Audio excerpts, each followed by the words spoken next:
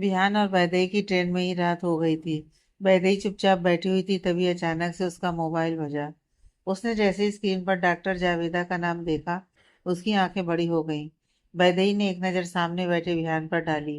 विहान अपनी आंखें बंद किए सो रहा था। वैदेही चुपचाप से वहां से उठ गई और दूर खड़े होकर उस कॉल को आंसर किया।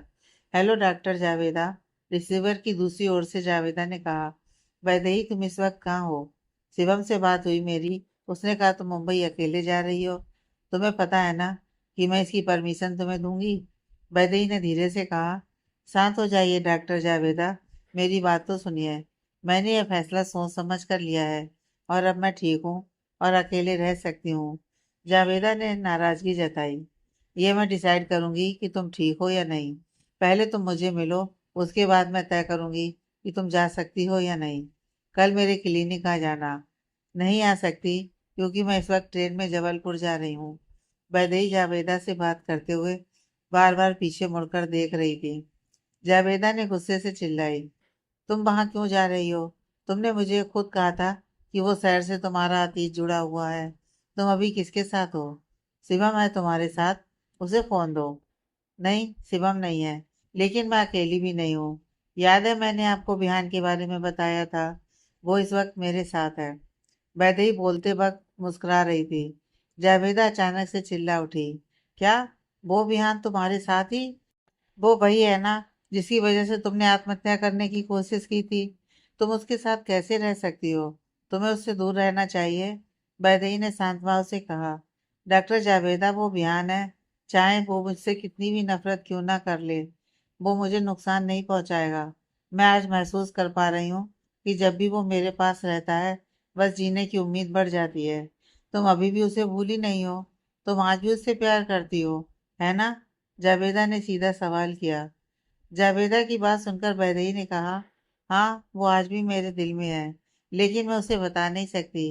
वैदेही ने अपनी बात खत्म की ही थी कि उसे एहसास हुआ कि उसके पीछे कोई खड़ा है। उसने मुड़कर देखा तो ध्यान उसके सामने खड़ा था और उसे घूर रहा था। वैदेही की आंखें चौड़ी हो गईं और उसने तुरंत अपने कान से फोन हटा दिया। हे भगवान, इसने कुछ सुन तो नहीं लिया। ध्यान ने वैदेही के हाथ से फोन छीन लिया और उसे स्पीकर पर डाल दिया। जावेदा वैदेही से पूछती है।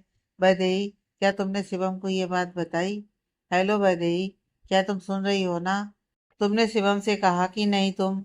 जावेदा आगे कुछ बोल पाती उससे पहले ही वैदेही ने अपना फोन वापस ले लिया और कट कर दिया। तुम्हें शर्म नहीं आती? इस तरह से दूसरों की बातें कौन सुनता है? बयान वैदेही को घूर कर देख रहा था। वो धीरे धीरे वैदेही की तरफ बढ़ रहा था। वैदेही उसे वैसे देखकर चुप हो गई। उसने घबराते हुए पूछा। ध्यान, तुम आगे क्यों आ रहे हो? रुक जाओ। वैदेही उसे रुकने को कह रही थी, लेकिन वो आगे बढ़ रहा था। वैदेही को महसूस हुआ कि उसके पीछे कोई रास्ता नहीं है जाने का, और आगे बिहान खड़ा था। उसने साइड से निकलने की कोशिश की, लेकिन बिहान ने अपना हाथ रखकर रास्ता बंद कर दिया। बिहान वैदेही के बहुत करीब था। उसके बदन की खुशबू वैदेही साफ साफ महसूस कर पा रही थी। वो वहां जम सी गई। उसने खुद को एक इंच भी हिलने नहीं दिया।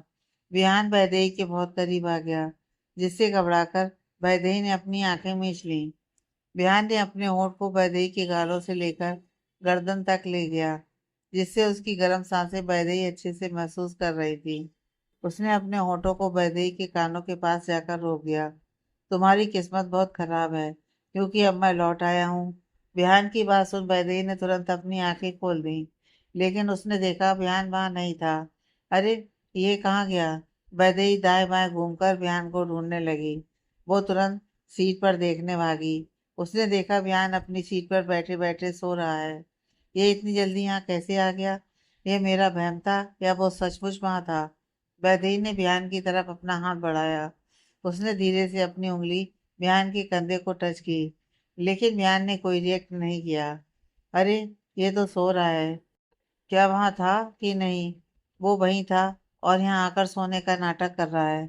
वैदेही कंफ्यूज सी अपनी जगह पर बैठ गई। उसकी नजर फिर एक बार विहान पर पड़ी। वो पल उसके लिए एक खास पल था, क्योंकि वो बिना किसी डर के, बिना किसी हिचकिचाहट के विहान को देख सकती थी। वैदेही ही मन ही मन मुस्कुरा रही थी। उसके चेहरे पर एक अलग ही चमक थी। कितना वक्त हो गया है तुम्हें इस तरह से देखे हुए? एक हादसे ने हमें ऐसे अलग किया कि आज हम पास होकर भी कोसों दूर है। काश मैं तुम्हें बता पाती कि मेरे साथ क्या हुआ था। काश तुम सुन लेते एक बार। काश एक बार अपने प्यार पर विश्वास कर लेते। काश हम साथ होते। काश काश यही शब्द अब जिंदगी में रह गया है। क्यों तुम वापस आए? क्या हमारा मिलना सिर्फ एक इत्तेफाक है? पता नहीं क्यों ऐसा लगता है कि हम साथ होंगे, लेकिन हकीकत यही है कि ये कभी सच नहीं हो सकता। इस बार मैं तुमसे कोई उम्मीद नहीं लगाऊंगी। तुम्हें दोष नहीं दूंगी कि तुमने साथ क्यों नहीं दिया। तुम्हारी नाराजगी, तुम्हारी नफरत जैसी भी हो, मैं सह लूंगी। बस एक खुशी के लिए कि कुछ दिन ही सही, लेकिन मैं तुम्हें अपने सामने देख तो पाऊंगी। विहान को देखते हुए वैदेही मुस्कुरा रही थी। बीतते वक्त के साथ उसकी आंखें भारी हो रही थी। उसे कब नींद आ गई उसे पता भी नहीं चला। 5 साल पहले कॉलेज की ग्राउंड फ्लोर के क्लासरूम में फ्रेशर्स पार्टी रखी हुई थी, जहां सीनियर और जूनियर साथ मिलकर मजे कर रहे थे। बिहान अपने दोस्तों के साथ बैठा हुआ था। भानु ने बिहान के कंधे पर हाथ रखते हुए कहा, यार देख तो, आज हम स्वर्ग में बैठे हैं। देखना, आज तो एक गर्लफ्रेंड मेरी झोली में जरूर गिरेगी। भानु खुद में ही बड़बड़ाया जा रहा था, लेकिन बिहान का ध्यान तो सिर्फ एक कोने में खड़ी वैदेही पर ही था। वैदेही भी चोर नजर से बिहान को देख रही थी। वह वैदेही से बात करना चाहता था, लेकिन सबके सामने बात करना मतलब खुद के ही पैरों पर कुल्हाड़ी मारना। वो अपने दोस्तों के बीच से निकलना चाहता था, लेकिन राहुल ने उसे रोक दिया। कहाँ जा रहा है यार? मैं कुछ खास लेकर आया हूँ, देख। राहुल ने अपनी जेब से एक छोटी सी शराब की बोतल निकाली। बिहान ने खुश होते हुए कहा, तू ही सच्चा दोस्त है मेरा। यह हुई ना बात। चल जल्दी से एक घूंट तो चखा। राहुल ने बिहान को बोतल दे दी। बिहान ने जैसे ही बोतल खोली, उसकी नज़र सीधे वैदेही पर पड़ी। उसने तुरंत वो बोतल राहुल के हाथ में पकड़ा दी और वैदेही को देख के स्माइल करने लगा। वैदेही ने भी बदले में हल्की सी मुस्कान दी। वैदेही की स्माइल देते ही बिहान की छाती जैसे फूल सी गई और उसके होंठों की मुस्कान बड़ी हो गई। राहुल वो सब देख रहा था। उसने बिहान को जोर से मारकर होश में लाया। क्या बात है? लगता है बंदी सेट हो गई है। बिहान बिना कुछ बोले दूसरी जगह जाकर खड़ा हो गया। राहुल मन ही मन सोचने लगा, यार ये तो शर्त जीतने वाला है। ये हर बार मुझसे जीत सकता है, लेकिन इस बार नहीं। कुछ तो करना होगा। राहुल बिहान के पास जाकर खड़ा हो गया। वाह यार, मैं तो तुमसे इम्प्रेस हो गया। वो लड़की तो तेरे पीछे लट्टू हो गई है। मान गया तूने उस बहदेही को अपने जाल में फंसा ही लिया। चल बोल, शर्त के मुताबिक तुझे क्या चाहिए? तेरा भाई हारने से डरता नहीं है। राहुल की बात से बिहान को अच्छा नहीं लगा। देख राहुल, तू जो सोच रहा है वैसा। बिहान आगे कुछ बोल पाता उससे पहले ही उसकी नज़र वैदेही पर पड़ी, जो वही खड़ी थी। उसे देख साफ पता चल रहा था कि उसने सब सुन लिया है। बिहान राहुल को छोड़ वैदेही के पास गया। वैदेही, मेरी बात तो सुनो। वो तो। बिहान वैदेही से कुछ बोल पाता उससे पहले ही वैदेही ने वहां पर रखे पानी भरा जग उठा लिया और पूरा पानी बिहान के चेहरे पर फेंक दिया। वैदेही गुस्से में वहां से जाने लगी। बिहान ने वैदेही को रोकने की कोशिश की और उसे पुकारा, वैदेही, वैदेही। अचानक से वैदेही के चेहरे पर किसी ने जोर से पानी फेंका। उसे ऐसा लगा जैसे वो किसी गहरे पानी में डूब रही हो। वो अतीत की गहराइयों से बाहर आ चुकी थी। उसे महसूस हुआ कि वो इस वक्त ट्रेन में है और सुबह हो चुकी है। उसने अपने चेहरे से पानी को साफ करते हुए देखा तो बियान उसके सामने खड़ा था और वो उस वक्त अपने हाथ में पानी की आधी बोतल लेकर खड़ा था। वैदेही समझ गई कि उस पर पानी बियान ने ही डाला था। वैदेही ने गुस्से से चिढ़ते हुए कहा, यह क्या तरीका हुआ जगाने का? एहसान मानो कि मैंने तुम्हें जगाया तो सही। तुमने मेरे टिकट के पैसे दिए हैं, तो मैं इतना तो कर ही सकता हूँ। अब चलो, हमारा स्टेशन आ गया है, वरना मुझे दोष मत देना कि मैंने तुम्हें बताया नहीं था। बिहान ट्रेन से उतर गया। वैदेही भी उसके पीछे पीछे उतर गई। वैदेही जैसे ही स्टेशन के बाहर आई और अपनी नज़र जहाँ तक हो सके दूर तक दौड़ाई। 5 साल हो गए हैं इस शहर से मुझे जाकर। इस शहर में मैंने अपना परिवार और प्यार दोनों ही खो दिए। लेकिन देखो, ये कैसा इत्तेफाक है कि आज मैं यहाँ आई हूँ। उसकी वजह बिहान है। जाने की वजह भी वही था और आने की वजह भी वही है। बिहान आगे जाकर उसने टैक्सी को रोका और वैदेही को बैठने के लिए कहा, लेकिन वैदेही वहीं खामोश खड़ी रही। बिहान ने उससे पूछा, क्या हुआ? चलो बैठो टैक्सी में। वैदेही ने रूखे अंदाज में कहा, मुझे तुम एड्रेस दे दो, मैं दूसरी टैक्सी से आ जाऊंगी। बिहान मन ही मन बड़बड़ाया, तुम्हें तो अब मैं अकेला नहीं छोड़ने वाला। तुम्हें अकेला छोड़ना मतलब अनिका की गृहस्थी में खतरा। तुम्हें शिवम से दूर रखने के लिए मुझे तुम्हें अपने पास अपनी आंखों के सामने रखना होगा। विहान ने मुस्कुराते हुए कहा, अगर तुम नहीं जाओगी तो टैक्सी का किराया कौन देगा? विहान की बात सुन वैदेही चिढ़ गई। तुम किराए के लिए मुझे अपने साथ ले जा रहे हो? तुम्हें शर्म है कि नहीं? विहान हंस पड़ा। तुमसे कम बेशर्म हूँ, ये काफी नहीं है मेरी जान। विहान वैदेही के करीब आ गया। वैदेही उससे दूर होती है। अब ये क्या बकवास है? तुम अब पब्लिक में खड़े हो और ये तुम्हारी हरकतें छिछोरी वाली हैं। तुम पागल हो गए हो क्या? विहान ने हंसते हुए कहा, तुम चुपचाप मेरे साथ नहीं चली तो मैं यहाँ तमाशा भी खड़ा कर सकता हूँ। अभी तो सिर्फ जान बोल रहा हूँ। अगर तुम मेरे साथ नहीं आई तो तुम समझ रही हो ना? विहान ने दबी आवाज में वैदेही को धमकी दी। विहान ने अपनी आंखों पर गॉगल पहने और टैक्सी में बैठ गया। पता नहीं खुद को क्या समझता है। वैदेही दूसरी टैक्सी की तरफ बढ़ी, लेकिन उसने कुछ ही कदम चली थी कि वो रुक गई और वापस मुड़कर विहान के साथ टैक्सी में बैठ गई। विहान मन ही मन खुद पर इतरा रहा था, अब से तुम वही करोगी जो मैं चाहता हूँ। तुम्हें पछतावा होगा कि तुम मुझसे क्यों मिली। विहान और वैदेही घर पहुंच चुके थे, लेकिन बाकी लोग बाय रोड आ रहे थे, इसलिए उन्हें देर हो गई थी।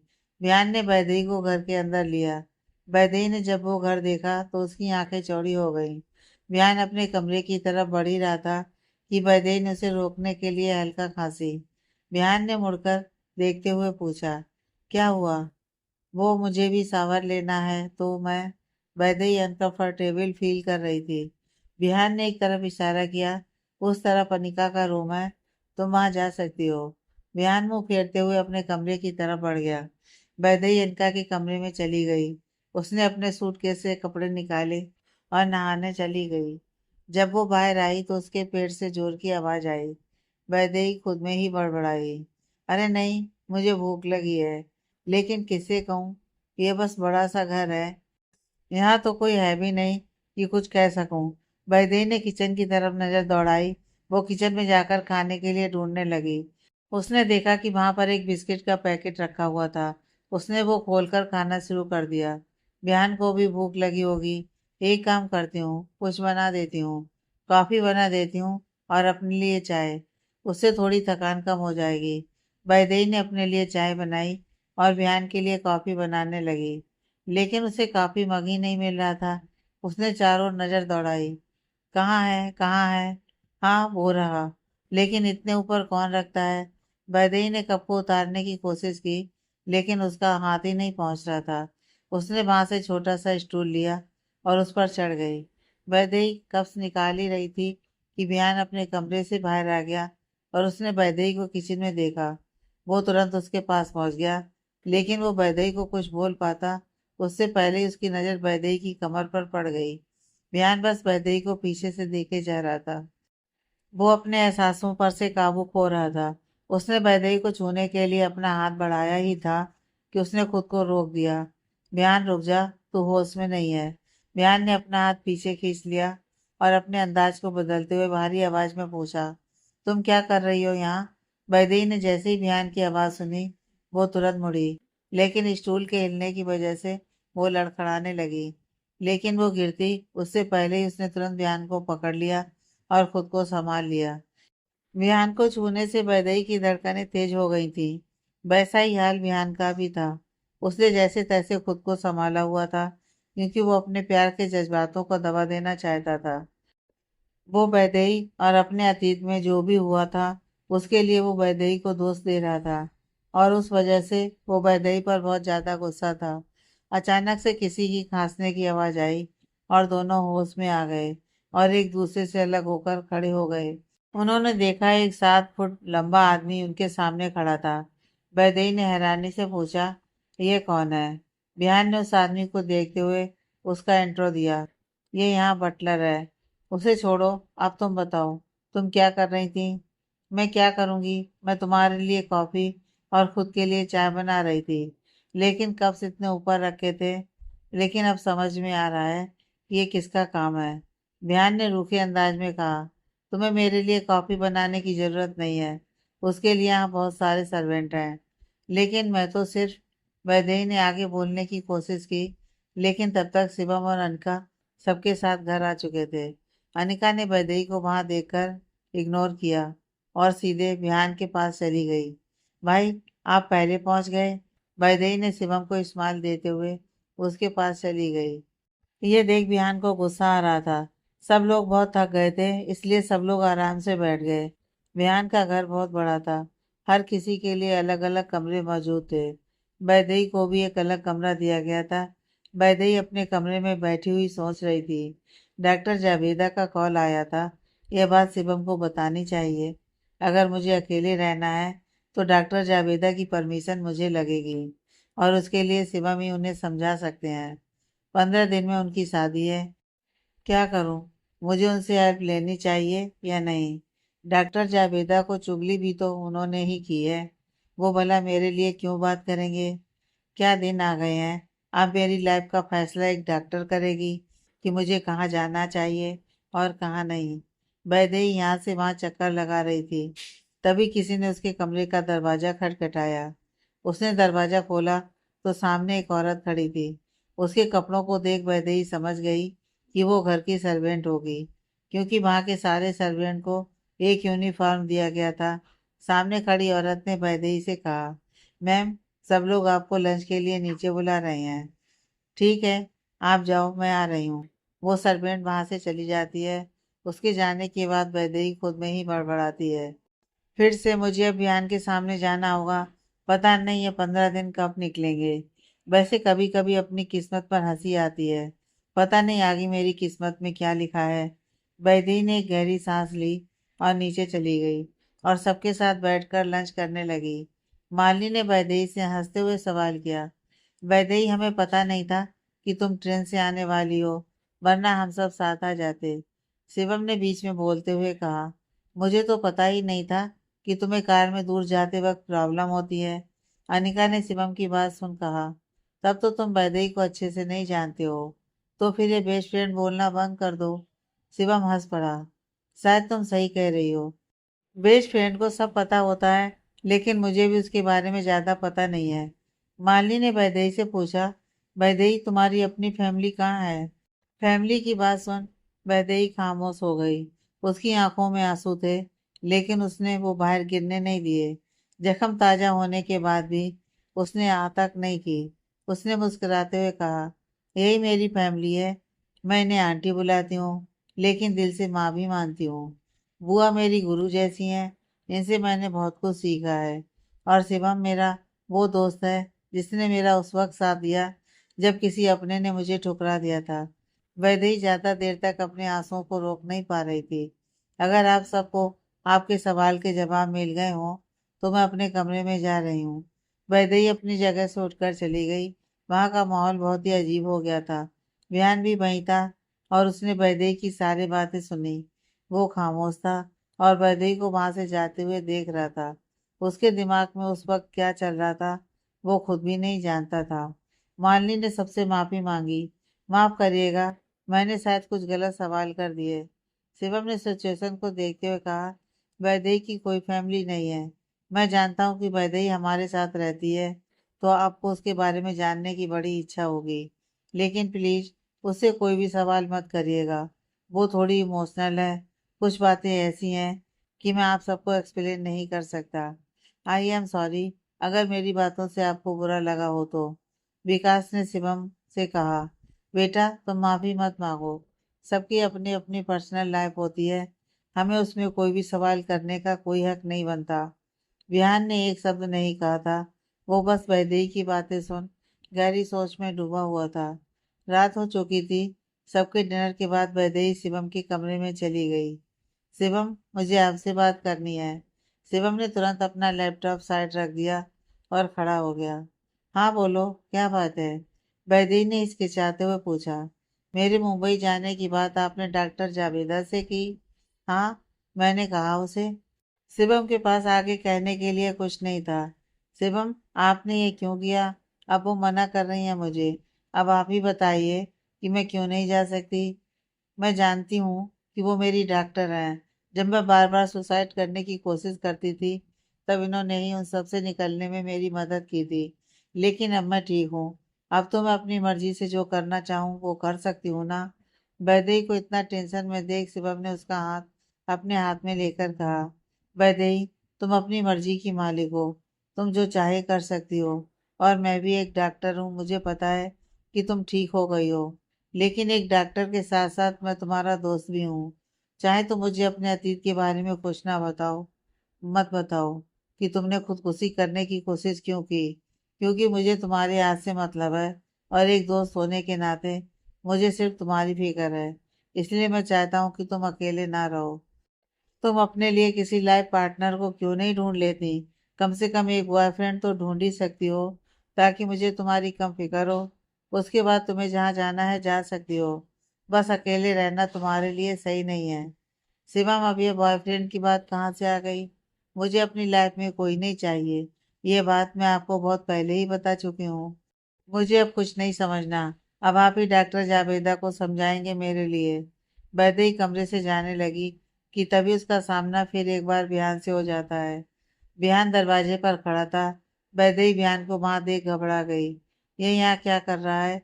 इसने कुछ सुन तो नहीं लिया ना। बिहान वैदेही को ऐसे घूर रहा था जैसे उसके मन में बहुत सारे सवाल हों। शिवम ने मुस्कुराते हुए बिहान से कहा, बिहान, तुम यहाँ कुछ काम था। बिहान कमरे के अंदर आ गया और वैदेही के साइड से निकलते हुए शिवम के पास जाकर खड़ा हो गया। मैं तुम्हें यहाँ बुलाने आया था। नीचे वेडिंग प्लानर आए हैं, लेकिन लगता है यहाँ बहुत इंपॉर्टेंट डिस्कशन चल रहा है। शिवम ने मुस्कुराते हुए कहा, हमारी बातें तो सारी इम्पोर्टेंट ही रहती हैं, लेकिन इस वक्त मेरी शादी से ज़्यादा इम्पोर्टेंट कुछ नहीं है। तो चलो नीचे चलकर देख लेते हैं। वैदेही वहीं खड़ी रह गई और शिवम बयान के साथ कमरे से बाहर चला गया। लेकिन वैदेही अभी भी टेंशन में थी। बयान के बारे में अब कुछ पता ही नहीं चलता कि वो क्या सोच रहा है और क्या करने वाला है। उसने हमारी बात ना सुनी हो तो अच्छा है, वरना पता नहीं वो क्या करेगा। वैदेही अपने कमरे की तरफ जा ही रही थी कि किसी ने उसका हाथ कसकर पकड़ लिया और जोर से खींचा। ये इतने अचानक हुआ कि वैदेही को समझ नहीं पाई। उसने देखा वो बिहान था। विहान वैदेही को बेसमेंट में ले गया और उसे दीवार की तरफ धकेल दिया। वैदेही शौक में थी कि विहान ऐसा क्यों कर रहा है। विहान, ये क्या हरकत है। छोड़ो मुझे। विहान ने वैदेही के दोनों हाथों को कसकर पकड़ लिया और उसके बहुत ही करीब पहुंच गया। वैदेही अपने चेहरे पर विहान की गर्म सांसें महसूस कर पा रही थी। उसकी आवाज गले में ही अटक गई थी। उसने जैसे तैसे बोलने की कोशिश की, लेकिन उसके मुंह से सिर्फ एक ही शब्द निकला, बिहान। बिहान ने वैदेही को गुस्से में घूर कर देखा। मैं तुम्हें वार्न कर रहा हूँ, मेरी बहन के पति से दूर रहो। तुम उनके बीच आने की कोशिश मत करो, वरना मुझसे बुरा कोई नहीं होगा। बिहान ने वैदेही को जोर से धक्का देकर नीचे गिरा दिया, जिससे वैदेही के हाथ में चोट लग गई। बिहान। वैदेही की आंखों में आंसू थे। वो दर्द से तड़प रही थी। तुम गलत समझ रहे हो। ऐसा कुछ नहीं है। हम बस दोस्त हैं। वैदेही की बात सुन बिहान को गुस्सा आ गया। वो वैदेही के पास तेजी से बढ़ा और उसकी गर्दन को पकड़कर अपनी ओर खींचा। तुम मुझे समझती क्या हो। तुम जो ये सब कर रही हो, क्या मुझे पता नहीं चल रहा है। इस तरह से बेचारी बनकर मीठा बोलकर तुम शिवम के परिवार को, शिवम को धोखा दे सकती हो, लेकिन मुझे धोखा नहीं दे सकती। तुम यहाँ हो सिर्फ इसलिए क्योंकि मैं चाहता हूँ कि तुम अपनी आंखों से देखो शिवम की शादी और अपने अरमानों को टूटते हुए। क्यों तुम मुझ पर विश्वास नहीं करते।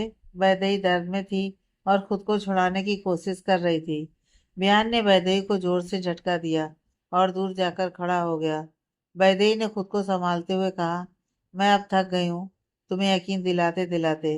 अब मुझे तुम्हें कोई सफाई नहीं देनी। मैंने कभी भी गलत नहीं किया। यह बात तुम मानो या ना मानो, मुझे फर्क नहीं पड़ता। तुम्हें जो करना है वो कर लो। शिवम मेरा दोस्त है। मेरे दिल में उसके लिए बहुत इज्जत है और वो चाहता है कि मैं उसका घर छोड़कर कहीं ना जाऊं। वो मुझे अपना परिवार मानता है और मैं भी। हाँ, मैंने सोचा था कि मैं मुंबई जाकर रहूंगी, लेकिन अब नहीं। मैं कहीं नहीं जाऊंगी। तब तक तो नहीं जब तक शिवम मुझे खुद जाने के लिए नहीं कहता। वैदेही की बात सुन बयान का गुस्सा बढ़ गया। तुम बहुत पछताओगी। तुमने अगर मेरी बहन का घर तोड़ने की कोशिश की तो तुम्हें मैं छोड़ूंगा नहीं। विहान गुस्से में वहां से चला गया। लेकिन वैदेही वहीं बैठकर रो रही थी। उसने अपने आंसुओं को पोंछा। बस कर वैदेही, तू किसके लिए रो रही है? वो इंसान तुझसे प्यार नहीं करता। इतने साल हो गए उसके बाद भी उसने मेरी बातों पर कभी यकीन नहीं किया। कब तक तुम उसके सामने गिड़गिड़ाती रहोगी? कब तक उसे अपनी बातों पर यकीन दिलाने के लिए भीख मांगती रहोगी? अब बस, चाहे जो भी करना पड़े, मैं बयान के सामने अपनी बात कभी नहीं करूंगी। चाहे वो जिंदगी भर मुझसे नफरत करे। अगर उसके दिल में मेरे लिए प्यार नहीं है तो ना सही। बस 15 दिन, उसके बाद हम कभी नहीं मिलेंगे। शिवम और अनका की शादी की तैयारियां शुरू हो गई थी। वेडिंग प्लानर ने पहले कॉकटेल पार्टी रखी हुई थी। उसके बाद मेहंदी और संगीत। उसके बाद हल्दी और शादी का प्रोग्राम रखा था। उसके बाद एक बड़ी सी पार्टी रखने के बाद अनिका की विदाई करने का फैसला किया गया था। बिहान ने डिजाइनर कपड़े ज्वेलरी का इंतजाम घर पर ही कर दिया था। शहर के टॉप डिजाइनर अनिका और शिवम के लिए कपड़े तैयार कर रहे थे। शादी के लिए कम वक्त बचा था, इसलिए दो डिजाइनर, मेहंदी वाली, ब्यूटी पार्लर वाली, अनिका को घेर कर खड़े थे और शिवम अपने हॉस्पिटल का काम अपने लैपटॉप पर कर रहा था। बिहान अपने कमरे से जैसे ही निकला, उसने देखा वैदेही शिवम के लिए कॉफी लेकर जा रही है। वो उसे रोकना चाहता था, इसलिए वो तेजी से बढ़ा और वैदेही के हाथ से कॉफी का कप ले लिया। थैंक यू सो मच, मुझे इसी की जरूरत थी। वैदेही ने चिढ़ते हुए कहा, यह तुम क्या कर रहे हो? यह कॉफी शिवम के लिए है। शिवम ने मुस्कुराते हुए कहा, कोई बात नहीं, मुझे अभी पीने का मन नहीं है। बिहान, तुम पी सकते हो। बिहान ने मुस्कुराते हुए कहा, थैंक यू। वैदेही बिहान को गुस्से से घूरने लगी। मिस्टर बिहान, आप ये कॉफी नहीं पी पाएंगे। ये आपके बस की बात नहीं है। बिहान ने वैदेही को देखा। ऐसा क्या है इस कॉफी में? तुम मुझे चैलेंज कर रही हो? आप तो बुरा मान गए, लेकिन मैं आपको बचा रही हूँ। प्लीज, ये कॉफी आपको हजम नहीं होगी। यह सिर्फ शिवम ही पी सकते हैं। वैदेही ने बयान के हाथ से कप लेने की कोशिश की। बयान ने वैदेही को कप को हाथ नहीं लगाने दिया। ये मेरा घर है, यहाँ की हर चीज मेरी है। मुझे कोई मना नहीं कर सकता। मैं तो ये पीकर ही रहूंगा। नहीं, तुम्हें मुझे दो। तुम्हें तो मेरे हाथ की कॉफी पसंद नहीं है ना? तो दे दो मुझे। वैदेही बिहान के हाथ से कप छीनने लगी। लेकिन बिहान भी हार मानने वालों में से नहीं था। शिवम ने हंसते हुए कहा, तुम दोनों छोटे बच्चों की तरह क्यों लड़ रहे हो? वैदेही, ये कॉफी ही तो है, छोड़ दो उसे। नहीं, हर बार ये अपनी मनमानी करें, यह मुझे पसंद नहीं है। यह घर इनका हो सकता है, लेकिन मैं इससे डरती नहीं हूँ। वैदेही और बिहान कप के साथ छीना झपटी कर रहे थे। उससे गर्म कॉफी झलक कर वैदेही के हाथ पर गिर पड़ी। हाँ, जल रहा है। वैदेही को दर्द हो रहा था। विहान ने तुरंत कॉफी के कप को वहां से दूर किया और वैदेही का हाथ पकड़ लिया। वैदेही, क्या तुम ठीक हो? चलो मेरे साथ। विहान वैदेही को किचन में ले गया और तुरंत उसका हाथ नल के पानी चालू करके उसके नीचे रख दिया। तुम कोई छोटी बच्ची हो? देखो, अब लग गई ना चोट। छोड़ो मुझे, इस तरह से चिल्लाने की जरूरत नहीं है। वैदेही ने अपना हाथ खींच लिया और वहां से जाने की कोशिश की, लेकिन बिहान ने तुरंत उसे पकड़कर रोक दिया। चुपचाप यहाँ खड़ी रहो। जितना ज्यादा पानी में हाथ रखोगी, उतना जल्दी से आराम पहुंचेगा। वैदेही बिहान के साथ रुकना नहीं चाहती थी, इसलिए वो वहां से जाने की कोशिश कर रही थी। लेकिन बिहान ने वैदेही को पीछे से कसकर पकड़ा हुआ था। बिहान के इतने करीब होने से वैदेही का दिल जोर से धड़क रहा था। वो चाह कर भी उससे दूर नहीं जा पा रही थी। शिवम अपने कमरे से एंटीसेप्टिक क्रीम लेकर तुरंत वहां आ गया और उसने बिहान और वैदेही को साथ देख लिया।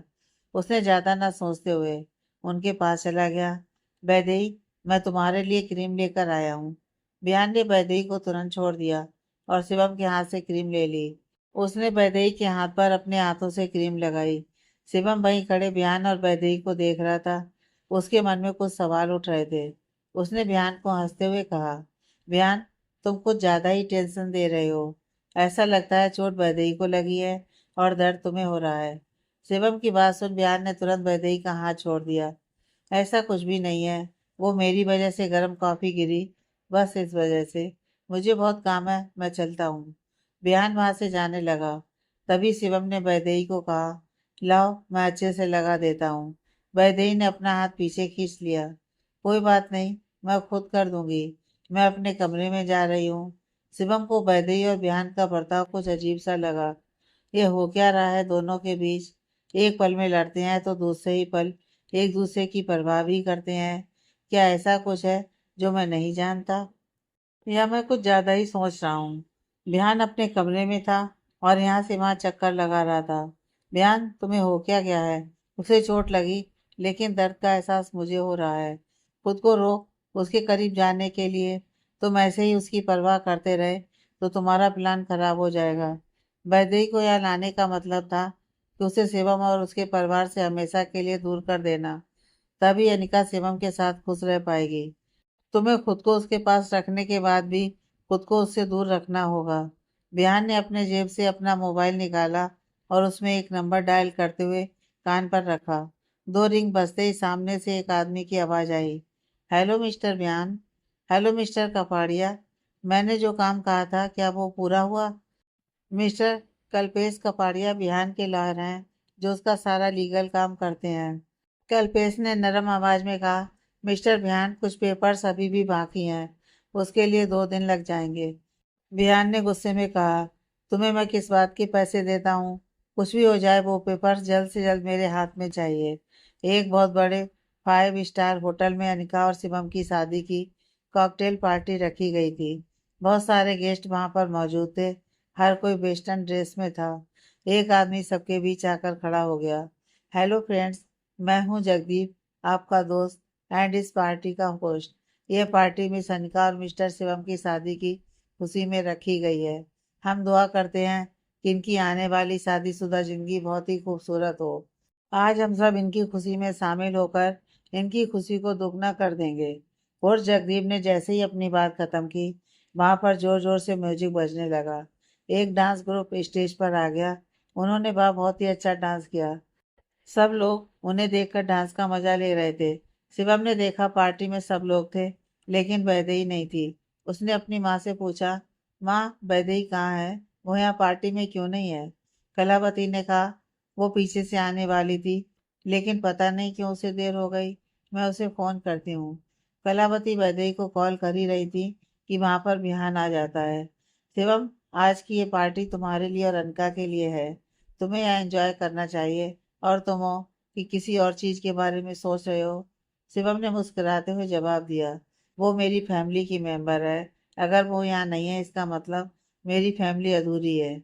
वो यहाँ नहीं है तो मुझे अच्छा कैसे लग सकता है? बियान मन ही मन सोचने लगा।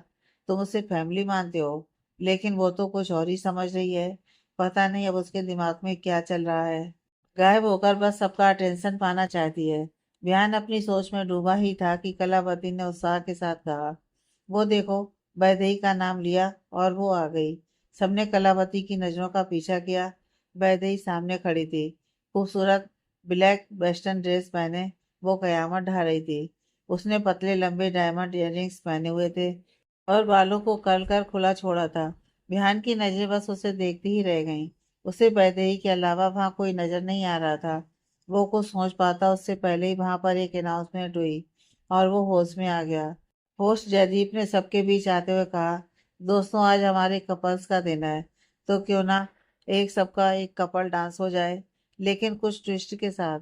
वहां पर आई एक गेस्ट ने सवाल किया, कैसा ट्विस्ट? जयदीप ने हंसते हुए कहा, यह कपल डांस तो होगा ही, लेकिन एक गेम के साथ।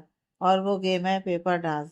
इसमें हर बार पेपर फोल्ड होता जाएगा और कपल्स को बहुत कम पेपर पर डांस करना होगा। जो लास्ट तक रहेगा वो जीत जाएगा। तो शुरू करते हैं। पहले लड़के वाले और लड़की वाले आमने सामने आ जाएं। जयदीप के कहने पर सब लोग अलग अलग हो गए। जयदीप ने सबके बीच 2 कांच के बॉल रख दिए। उनमें साफ दिख रहा था कि उनमें छोटी छोटी चिट रखी हुई हैं। फ्रेंड्स, अब इस गेम के नियम भी सुन लीजिए।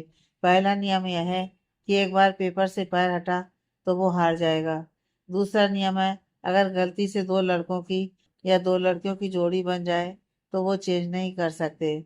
उन्हें अपने पार्टनर के साथ ही डांस करना होगा। तीसरा नियम है, आखिर में जो जीतेगा वो अपने पार्टनर की एक विश पूरी करेगा। तो आप रेडी हैं? सब लोगों ने चिल्लाते हुए हाँ में जवाब दिया। सबको उन बॉल्स में से एक एक चिट निकालनी थी। जिसका नंबर सेम आएगा वो पार्टनर बनेंगे। एक दूसरे के सब लोगों ने अपने हाथ से चिट निकाली। होस्ट जयदीप के कहने के मुताबिक 6 लोग ऐसे थे जिन्हें लड़कियों को लड़के के साथ और लड़की को लड़की के साथ डांस करना था। वैदेही ने देखा, उसके हाथ में जो चिट थी उस पर नंबर 10 लिखा था। वैदेही को वो गेम नहीं खेलना था, लेकिन शिवम के कहने पर वो मान गई थी। शिवम ने वैदेही से पूछा, वैदेही तुम्हारे पास कौन सा नंबर है? शिवम ने वैदेही के हाथ से वो चिट खींच ली। उसने देखा कि उसमें 10 नंबर लिखा था। वो चिल्लाते हुए पूछने लगा, एक्सक्यूज मी एवरीवन, आप में से 10 नंबर किसके पास है? उस भीड़ में से एक हाथ ऊपर उठा। उस हाथ में 10 नंबर की चीट दी। सबने उस इंसान को जाने के लिए रास्ता दिया। वैदेही की आंखें फटी की फटी रह गईं जब उसने देखा वो कोई और नहीं बल्कि बिहान था। वैदेही ने शिवम को कहा, मुझे इस गेम में पार्ट नहीं लेना, मैं जा रही हूँ। जाते ही वैदेही को शिवम ने तुरंत रोका। क्यों, क्या हुआ? वैदेही ने बहाना बनाते हुए कहा, मुझे कुछ ठीक नहीं लग रहा है, शायद हल्का सा बुखार है। क्या कहा? बुखार है? शिवम ने वैदेही के माथे को छूकर देखा। वो बिल्कुल ठंडा था। वैदेही, तुम्हें कोई बुखार नहीं है, तुम बहाने बनाना बंद करो। यार मेरी शादी है, मेरा मूड खराब मत करो। बिहान कोई गैर थोड़ी है, वो अनिका का भाई है। वैदेही ने शिवम को समझाने के लिए अपने होठों को उठाया ही था कि बिहान ने उसे पकड़कर अपनी ओर खींचा और कंधे पर हाथ रखते हुए कहा, मिस वैदेही, क्या आप तैयार हैं? वैदेही को बिहान से दूर रहना था, लेकिन शायद किस्मत को कुछ और ही मंजूर था। डांस की शुरुआत शिवम और अनका ने की। पहले उनका कपल डांस हुआ और उसके बाद जितनी भी जोड़ियां थीं वो सब वहां पर आए। बिहान और वैदेही भी आमने सामने खड़े हो गए। सबके पैरों के पास एक पेपर रख दिया था। बिहान ने वैदेही के सामने हाथ बढ़ाते हुए उसका हाथ मांगा। वैदेही को ना चाहते हुए भी उसे हाथ देना पड़ा। बिहान ने वैदेही को अपनी ओर खींचा और कान में फुसफुसाते हुए कहा, अच्छे से करना, मुझे हारना पसंद नहीं है, और खास तौर पर तुम्हारी वजह से मैं बिल्कुल भी हारना नहीं चाहता। गेम कोई भी हो, बिहान बिरला कभी नहीं हारता। वैदेही बिहान को खामोशी से देख रही थी। बिहान ने वैदेही की कमर पर हाथ रखते हुए अपनी ओर खींचा और डांस करने लगा। पार्टी में सब लोग पेपर डांस कर रहे थे। बिहान और वैदेही भी इसमें शामिल थे। पेपर जैसे जैसे फोल्ड हो रहा था, वो दोनों करीब आ रहे थे। वैदेही बिहान से नजरें चुरा रही थी। वो इतने करीब थे कि उसके बीच से हवा भी पास नहीं हो रही थी। बिहान ने वैदेही को कसकर पकड़ा हुआ था। वो दोनों एक दूसरे की गर्माहट महसूस कर पा रहे थे। वो एक पल उनके लिए बहुत ही खूबसूरत था, क्योंकि दिल में ना कोई नाराजगी का भाव था और ना ही कोई गुस्सा। बस एक दूसरे के लिए प्यार था। अचानक से म्यूजिक बंद हो गया और दोनों होश में आ गए। उन्होंने देखा सब लोग गेम से बाहर हो गए थे। बस अब अनिका और शिवम और उसके साथ वो खुद दोनों थे। पेपर इतना छोटा था कि उस पर सिर्फ दो ही पैर खड़े हो सकते थे, वो भी जैसे तैसे। वैदेही ने हिचकिचाते हुए कहा, हमें यहीं रुक जाना चाहिए। बिहान ने वैदेही की बात को अनसुना किया और वैदेही को अपनी बाहों में उठा लिया। वैदेही ने घबराते हुए कहा, तुम्हें क्या कर रहे हो, छोड़ो मुझे। बिहान ने वैदेही की एक ना सुनी और धीरे धीरे हिलते हुए डांस करने लगा। वैदेही ने देखा शिवम ने भी अनिका को अपनी बाहों में उठाकर डांस कर रहा है। वैदेही मन ही मन सोचने लगी, मुझे और बिहान को हारना होगा, तभी अनिका और शिवम इस गेम को जीत पाएंगे। ये गेम हार गए तो उनका मूड खराब हो जाएगा, लेकिन अगर मैं बिहान से कहूंगी तो वो कभी नहीं मानेगा। लेकिन कुछ तो करना होगा। वैदेही ने बिहान की कमर में जोर से चुटकी काटी। बिहान जोर से चिल्लाया, आ। बिहान के हाथ से वैदेही छूट गई और वो गेम में हार गए। अनिका और शिवम जीत गए थे। सब लोगों ने उनके लिए तालियां बजाई। वो दोनों बहुत खुश थे। वैदेही ने भी उनके लिए तालियां बजाने लगी। वैदेही उन्हें कांग्रेचुलेसन कहने के लिए जा ही रही होती है कि तभी बिहान उसका हाथ पकड़कर खींचते हुए साइड में ले जाता है। बिहान ने नाराजगी से कहा, तुमने ऐसा क्यों किया? वैदेही ने अनजान बनने का नाटक किया। मैंने क्या किया? इस तरह से नाटक मत करो। तुमने जानबूझकर मुझे चूटी काटी ताकि हम हार जाएं। बिहान को हारना पसंद नहीं था, इसलिए उससे गुस्सा आ रहा था। वैदेही ने एटीट्यूड दिखाते हुए कहा, हाँ मैंने जानबूझकर किया। मुझे तुम्हारे साथ डांस नहीं करना था, इसलिए मैंने ऐसा किया। अगर मेरे जवाब से तुम खुश हो तो क्या मैं जा सकती हूँ? वैदेही वहां से जाने लगी। यह देखकर बिहान गुस्से से लाल हो रहा था। यह खुद को समझती क्या है? क्या मैं इसके साथ डांस करने के लिए मरा जा रहा हूँ? मुझसे ऐसे बात करती है जैसे सारी गलती मेरी हो। पार्टी खत्म हो गई थी। लेट नाइट पार्टी करने से अगले दिन सब लोग थके हुए थे। वैदेही ने सुबह उठकर अपने लिए चाय बनाई और बाहर गार्डन में जाकर बैठ गई। सुबह की कच्ची धूप बहुत ही खूबसूरत लग रही थी। सूरज की रोशनी से गार्डन की घास चमक रही थी। वैदेही ने चाय का एक सिप लिया और एक गहरी सांस ली। वैदेही मन ही मन में सोच में डूब गई। यह सुबह कितनी खूबसूरत है, एक उम्मीद की तरह कि आज दिन अच्छा जाएगा। मैं चाह कर भी अपने अतीत से पीछा नहीं छुड़ा पा रही हूँ, क्योंकि बिहान हर वक्त मेरे सामने रहता है और मुझे एहसास दिलाता है कि किसी से उम्मीद रखना एक बेवकूफ़ी है। मैंने भी तो उससे उम्मीद ही लगाई थी, लेकिन उसने क्या किया? किसी और की बातों में आकर मुझे ठुकरा दिया। उस वक्त मेरे पास कोई नहीं था जो मुझे सहारा दे सके। इतना होने के बाद भी, इतने साल बीतने के बाद भी, ये मेरे दिल में सिर्फ बिहान बसा है। मैं कितनी पागल हूं ना। ठुकराए जाने के बाद भी उसी से प्यार करती हूँ। कितनी बार खुद को मनाया है मैंने कि उससे प्यार ना करूं, जिंदगी में आगे बढ़ जाऊं। लेकिन चाह कर भी मुझसे अतीत का दामन छूटता ही नहीं। वैदेही अतीत की यादों में खोसी गई। 5 साल पहले जब मैंने यह सुना था कि बिहान ने मुझ पर शर्त लगाई थी, तब मुझे बहुत ही गुस्सा आया था। फ्रेशर पार्टी के बाद मैंने बिहान को देखना भी छोड़ दिया था, लेकिन हर बार वो मेरे सामने आ जाता और एक दिन तो उसने हद ही कर दी। मेरे सामने आकर मेरा रास्ता रोक दिया। बिहान ने वैदेही के सामने आकर उसका रास्ता रोका। वो जानता था कि वो ऐसा ना करे तो वैदेही उसकी बात कभी नहीं सुनेगी। वैदेही, प्लीज मेरी एक बात सुन लो। मुझे माफी मांगनी है। मैंने वो सब मजाक में किया था। वैदेही ने कठोर आवाज में कहा। देखो, मैं तुम्हें प्लीज बोल रही हूँ, मेरा रास्ता छोड़ो, मुझे जाना है। वैदेही ने वहां से जाने की कोशिश की, लेकिन बिहान ने फिर से उसे रोक लिया। तुम्हें प्रॉब्लम क्या है? मैं माफी तो मांग रहा हूँ ना। मैंने बस मजाक में शर्त लगाई थी। लेकिन बिहान कहते हुए चुप हो गया। वैदेही ने कहा, मैं तुमसे नाराज नहीं हूँ। मुझे तो खुद पर ही गुस्सा आ रहा है कि मैंने कुछ ज्यादा ही सोच लिया था। मुझे समझना चाहिए कि यहाँ पर मैं पढ़ाई करने आई हूँ। मुझे किसी और चीज पर ध्यान नहीं देना चाहिए। विहान वैदेही का हाथ पकड़ने के लिए बढ़ा, लेकिन कुछ सोचते हुए वो पीछे हट गया। वैदेही, क्या हम दोस्त बन सकते हैं? मैं सच में तुमसे दोस्ती करना चाहता हूँ। वैदेही ने अपना बैग कसकर पकड़ लिया।